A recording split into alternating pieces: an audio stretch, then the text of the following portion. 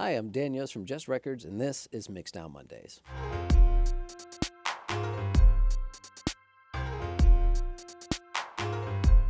So today we're going to go over a bit of a recap and some of the basics of 101 recording. Some of this might seem a little derivative, some of it might seem a little remedial to some of you, but I essentially wanted to cover some of the things that we've talked about in previous videos all in one cohesive video. We're going to start with just the simple basics of what you need to get started in recording. Most importantly, you're going to need about 5 or 6 items to start with. We're going to start with your interface, something that is simple as like a 2-channel Scarlett Focusrite USB interface that'll connect to your computer, or if you wanted to go bigger, like what we have here is a analog to digital converter that is connected to outboard preamps. Next, you're going to need yourself a pair of headphones. Now, headphones are great for monitoring because it gives you some isolation, and they're okay for mixing as well. You can use something like what we have. These are Ultrasound 750s, or you can get yourself something like the very popular Bear Dynamic DT 770s. These are great for tracking. We use them for monitoring in the live room so that people can hear what they're playing and hear the other musicians they're playing with. Very good headphones for the price. And I'm going to recommend that you look at least $100 price point and up, because essentially you don't want to go too cheap on them. You want them to be closed back. You want them to be comfortable because you're going to be wearing these for possibly extended periods of time. Next, monitors. If you can't do monitors, headphones are okay, but monitors are very important. And this is also somewhere you don't want to skimp. There are several brands. I'm not going to really name them all. We here use Focal, and I love them. They sound fantastic for my room, my needs. You can essentially get any brand of monitor, but do your research because you want them to be as transparent as possible. You don't want them to be tricking your ears into thinking that you're hearing something like more low end or more bass or more mid-range or high end, something that is not really in your mix. So when you go and reference it on another source, something's missing or you have too much of something. And then you're going to need a microphone. I mean, that seems kind of obvious, but there are 2 types of microphones that you would typically get to start with. You have your dynamic microphones, and then you have your condenser microphones. So a dynamic microphone, such as the SM57 or the RE20 that I'm using here, these are microphones that are proximity based in the sense that it's going to reject a lot of room noise that's not in closest proximity to the microphone. And when it comes to condenser microphones, these pick up more. They're more sensitive. They hear almost everything in the room. So if you are recording vocals, but you have a nice quiet space, maybe a condenser microphone would be perfect. But if you're recording vocals in a room that isn't as quiet or isn't as treated as you would like, you might want to try a dynamic microphone, something like the RE20 or an SM7B, or even just the good old-fashioned, tried and true industry standard SM57.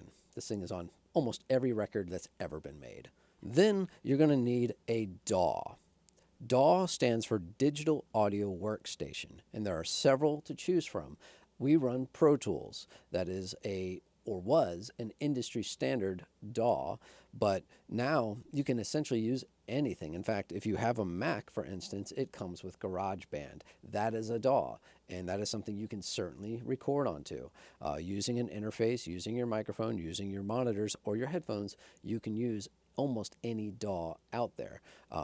Some to name a few would be like Studio One, Logic, Cakewalk, Reaper, Audacity. They all essentially do the same thing, but they all have their own unique characteristics.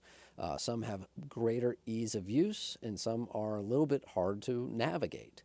Do your research, find out what works for you, or see if when you purchase your interface, if it comes with a version of the DAW that you'd like to work with. A lot of the time, that's the case. And last but not least is room treatment. Now, we've talked about this in videos before, where if you can get yourself some acoustic foam or some high dense material to absorb sound, that's going to help you tremendously. It's almost more important than anything else is your monitors and your room treatment, because that's essentially what you're listening to, what you're mixing to. Now, when it comes to tracking, you can essentially track with, like we mentioned, a dynamic or just a simple condenser. But when it comes to mixing, you're going to want to be able to hear your mix properly and not be tricked by the room itself or by monitors that are not well balanced or that are too colored. Now, when it comes to your mix, here are a couple things that we've talked about before.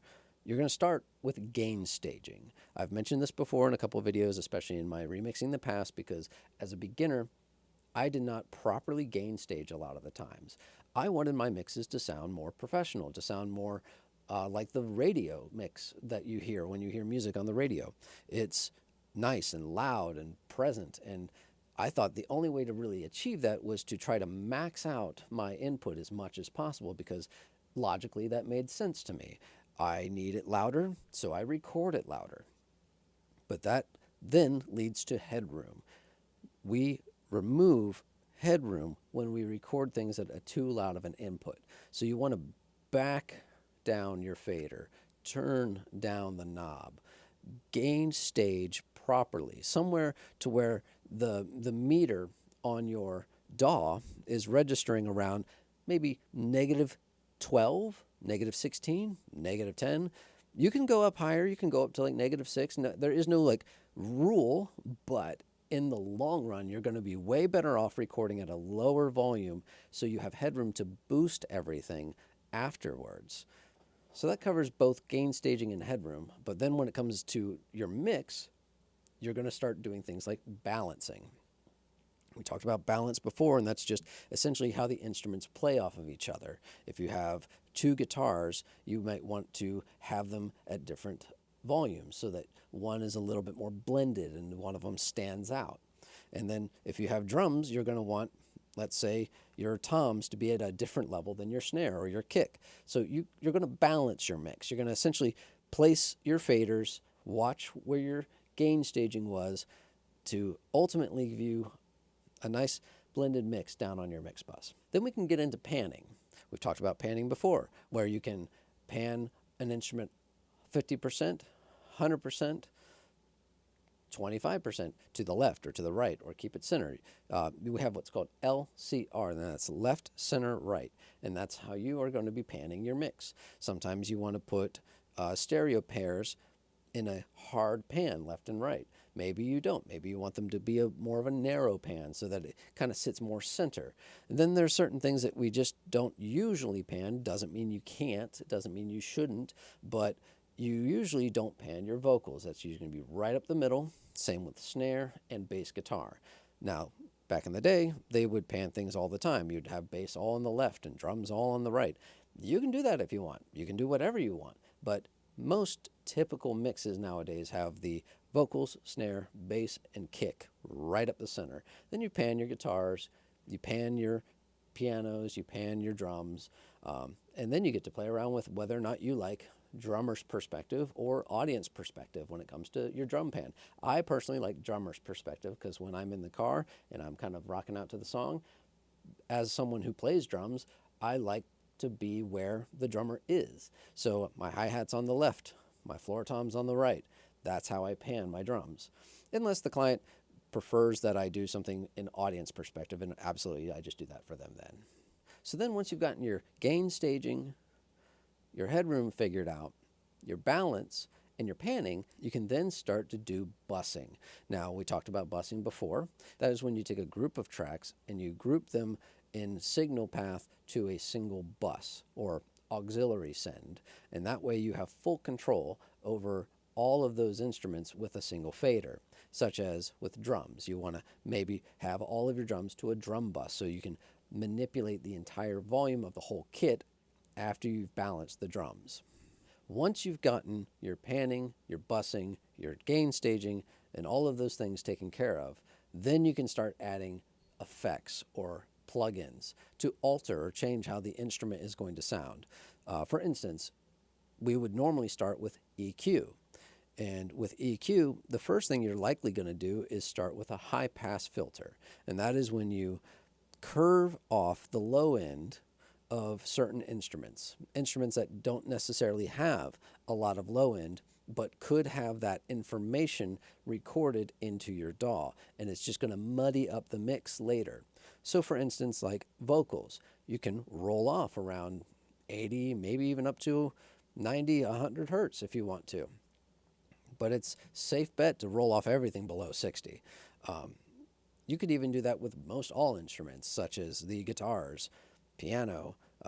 There's not a lot of low end on those instruments. Snare drum, just roll it off at 60 and below. If you don't want to go as high as 60, try 30. But essentially you want to get rid of any possible low rumble that might be in there. That way it doesn't build up at the end of your mix and ruin your headroom. And then with EQ, best advice is to begin to take away first.